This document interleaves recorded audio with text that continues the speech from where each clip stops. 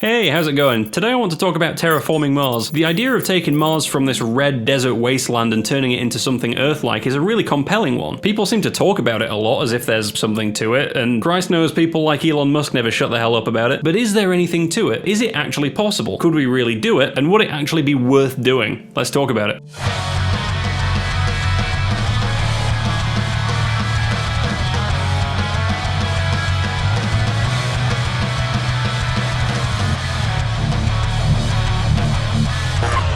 So when it comes to terraforming Mars, we might as well just talk about the pros and cons of doing it. The pros are that we get an entire new planet worth of land area to live on, and the cons, actually, I'll come back to the cons, because what we really need to talk about is how we actually go about terraforming Mars in the first place. See, there's a few things that we need to do, because it's not just one project, it's kind of a few projects stacked on top of each other. Now, the most pressing thing to do is increase the thickness of Mars's atmosphere, because Mars's atmosphere almost doesn't exist. It's pathetic. For a human to just be able to walk outside without wearing a spacesuit, they need to not have their eyes bulging out their head or whatever, so we need enough atmospheric pressure for human life to be possible. That's the first thing to do. The second, and you kind of do it at the same time, is you also need to make sure that the temperature is what it needs to be, because Mars is further away from the sun than the Earth is, so it's cold, really cold. It can actually get up to about 20 degrees Celsius, I don't know what that is in Fahrenheit, but that's like in summer at the equator. The overall average temperature of the planet is, what is it, like negative 60 degrees or something? Basically, the coldest it ever gets on Earth is about what it usually is at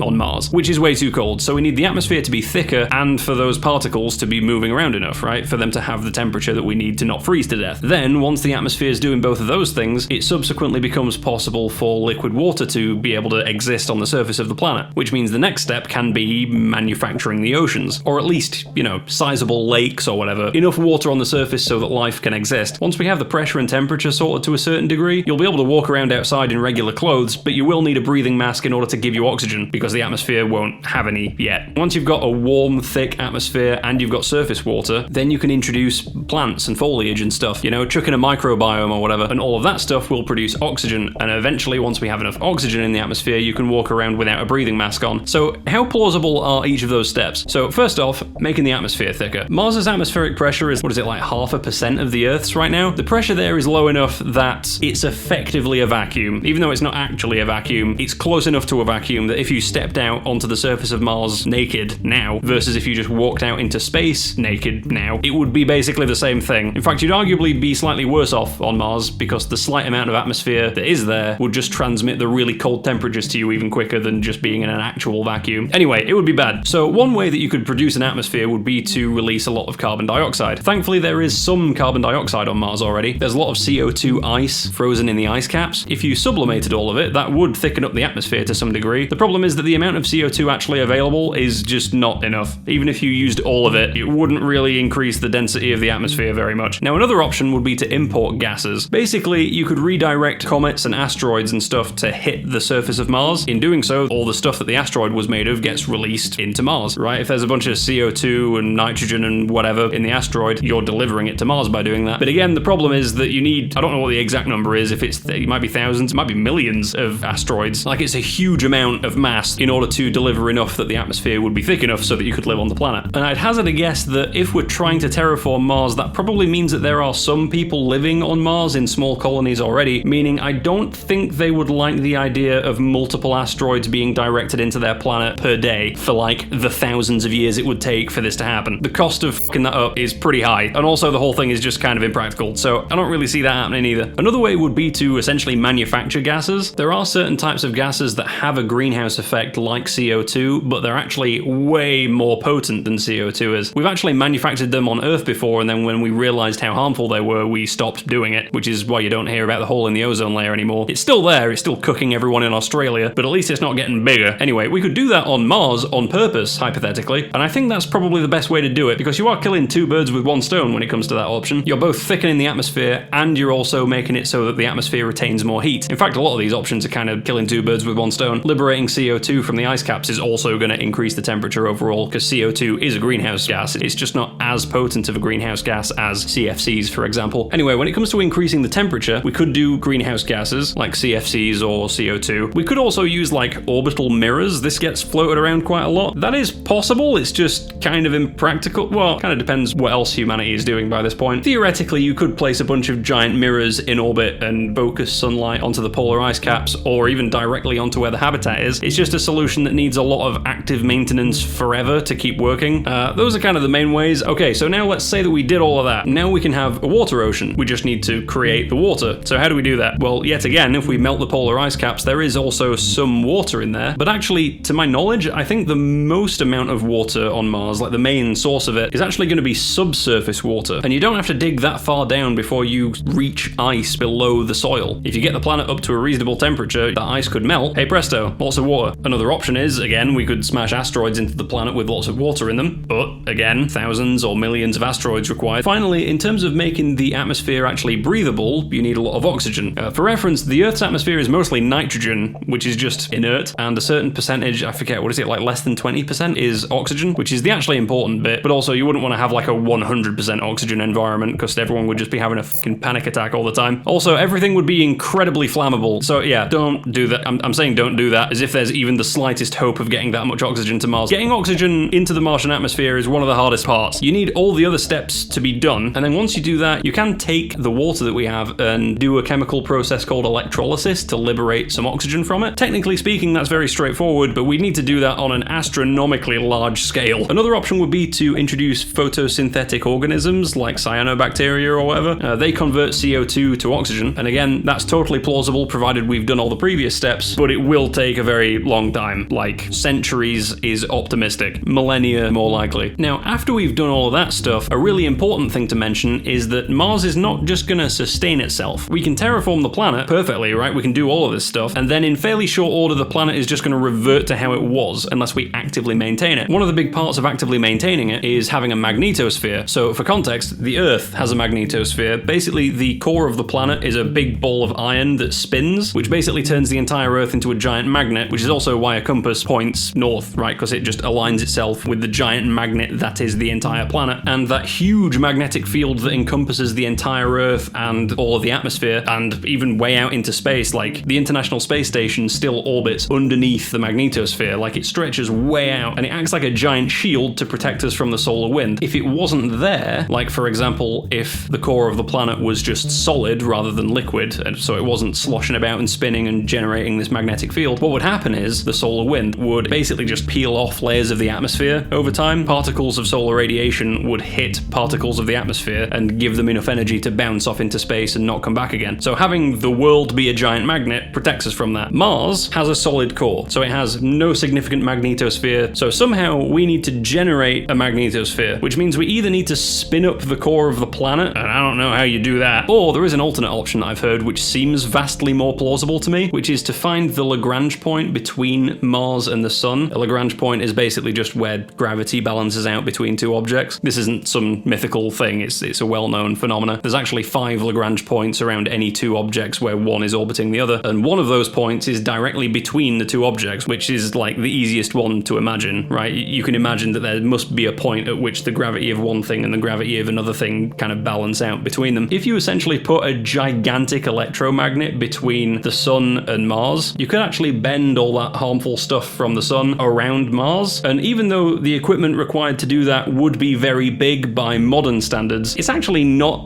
that ridiculous. Like, you could get that much equipment to that place in space between Mars and the Sun using like the hypothetical fully functioning version of Starship, if that ends up working. Like, with a few launches you could get enough equipment there. You know, it's big by modern standards. Probably be a much bigger structure than the International Space Station, and I don't know exactly how you'd power it. You'd either need a massive array of solar panels or a pretty sizable nuclear generator of some kind, but it is plausible, and once you have it there, it will more or less want to stay there. Like, the maintenance on that station would be fairly low, and then Mars's atmosphere wouldn't get fucking shredded, which is definitely a plus. Sorry to interrupt, this is just a quick message to say, statistically speaking, you're probably not subscribed, so I'll make you a deal. Press the subscribe button and I won't come over to your house and do this.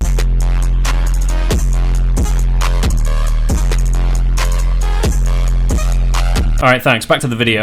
Now, how long would all of this take? Well, it depends how optimistic you want to be. It's definitely, in theory, possible to do, but each one of these stages that I've talked about is easily going to take a century, except for the oxygen part, that's easily millennia, and even that's being optimistic. But it is possible, and also, I mean, it could be quicker. Like, there was an Anton Petrov video, I think about a year ago, where he discussed the potential of using essentially like really tiny metal shavings dispersed into the atmosphere in such a way that could actually massively increase the amount of heat that the atmosphere retains. I'm not necessarily saying that that exactly would work, but that sort of slightly out of the box thinking for how we could go about doing this, you know, stuff that's maybe not exactly the way that we think we would do it now. I could conceive of us doing something like that, or taking multiple different approaches simultaneously to make it happen quicker than the many millennia that it seems like it would take if we were to only do it with our current technology. But listen, theoretically, you could just dump like 1 million asteroids into Mars and that would basically fix the problem itself, that and the magnetosphere station. But the problem isn't that you couldn't theoretically do that. The problem is that why the fuck would you do that when you could just not do that and do something else instead, which would take way less effort and be way better? And this is the con. Are there other ways that you could effectively have the surface area of Mars that doesn't take a multi-century or potentially multi-millennia project in order to accomplish that? And the answer is, yeah, definitely. If you have the technology to terraform Mars, you also have the technology to not need to terraform Mars, because you can just do better stuff. Specifically, I'm talking about space habitats. If you found an asteroid that's like 1 kilometer across, you could take that asteroid, use the resources to make a space habitat that's like easily bigger than a city. You could have millions of people in it. And yes, it would require other resources from elsewhere that maybe that one particular asteroid doesn't have, but assuming that there's some logistical capacity that humanity has at this point throughout the solar system, you can just do that kind of thing instead. Like, Mars has a surface area of about 145 million square kilometers. One O'Neill cylinder has an internal surface area of about 1,000 square kilometers. So the question isn't, could we terraform Mars? It's, could we make 145,000 O'Neill cylinders more easily than we could terraform Mars? And the answer is almost definitely. Like, folks really underestimate how goddamn huge a planet is. Like, this is the space equivalent of...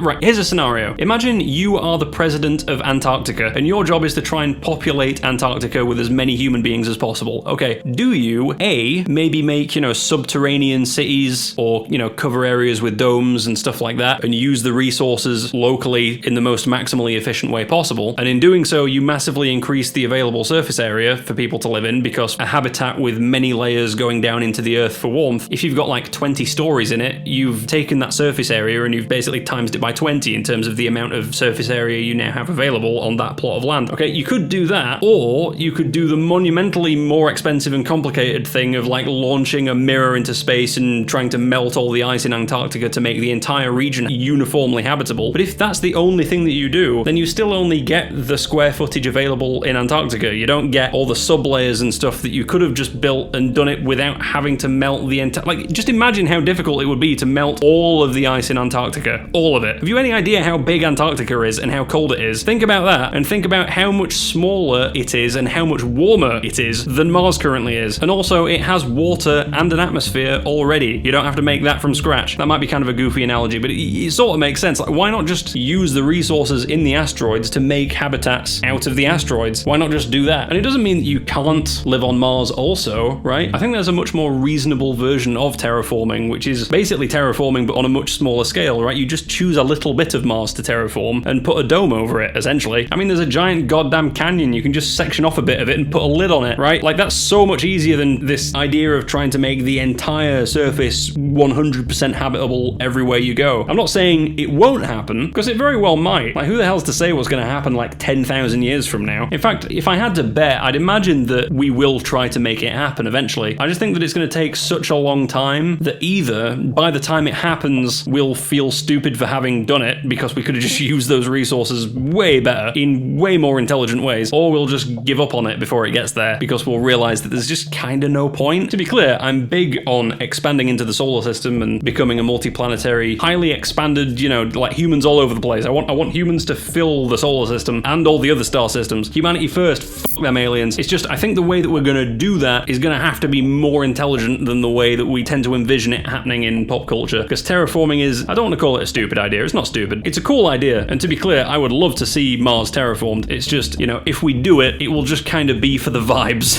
But hey, I can dig it. Anyway, Anyway, thanks as always to my elite level supporters, Thunderbolt22A10, whose turds break the sound barrier, Nomad Greg, who cruises at 14 shenanigans per second, Andrew Mole, who stole El Chupacabra's lunch money, John Bejarano, whose favourite food is turkey, the country, JDK, who has a 1 in 10 chance of phasing through any solid object he jumps headfirst into, Mutantious Doom, who can lick a turtle's shell to determine what the turtle is thinking, Stormester Ritter, whose special attack is making peace with the futile nihilistic struggle that is existence, Nikita Lurie, who can vaporize objects just by squatting over them, Aaron Rowe, whose only fear is fear itself, and furries, Bonk Chunk, whose knees bend sideways, and thanks to all my other supporters too. Don't forget to join the Patreon or the channel membership if you want to be featured in my video credits or chat on Discord, and as always, I'll catch you in the next one. Over and out.